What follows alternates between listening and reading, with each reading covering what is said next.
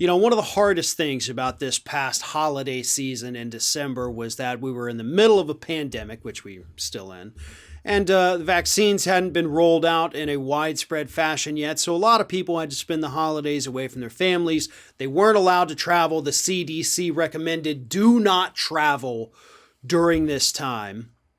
So naturally, the head of the White House Coronavirus Task Force decided to do what? Travel! And his travel came at an expense of $527,000 in costs that U.S. taxpayers had to pay.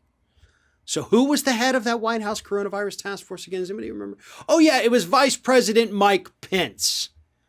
So during a time when the Centers for Disease Control and Prevention said, hey, everybody, we know it's the holidays. We know you want to have fun or travel or see your family. Don't do that because the pandemic is so bad. Mike Pence, head of the Coronavirus Task Force, said, you know what? Screw that. We're going to Vail, Colorado, and we're skiing for 8 days.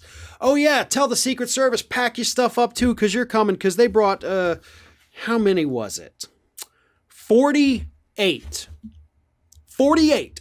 Secret Service agents had to go with Mike Pence and his family on that trip. 48. And that's actually where the $757,000 expense came in. That was just what taxpayers paid for the 48 agents to go with Mike Pence to Vail, Colorado for his little Christmas break, December 23rd through January 1st. Cool. I hope you had fun. I really, really hope you enjoyed yourself, Mike. That was basically one of the last actions that you did as Vice President of the United States, go on a, 8-day ski trip when trips were being advised to not happen. You broke CDC guidelines. You set a bad example for the United States. And of course, you cost us over $750,000 just to be able to house the Secret Service to protect your pasty ass on the slopes. This is a fitting end to what we had with the Trump administration. And by the way, all of this was revealed through documents obtained by Citizens for Responsibility and Ethics in Washington, one of the best groups, in my opinion, in Washington, D.C.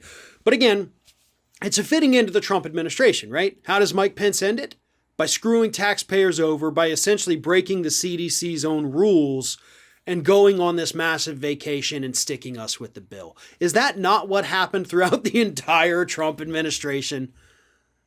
So yes, it's not surprising at all that they would essentially end it that way too. We paid millions and millions of dollars over the course of 4 years for Secret Service agents to have to rent rooms at Mar-a-Lago or Bedminster, had to spend hundreds of thousands on them renting golf carts just to stay with Donald Trump on the golf course. It was ridiculous. Taxpayers got screwed constantly. So what a fitting end for Mike Pence's tenure as vice president to screw us all over one last time.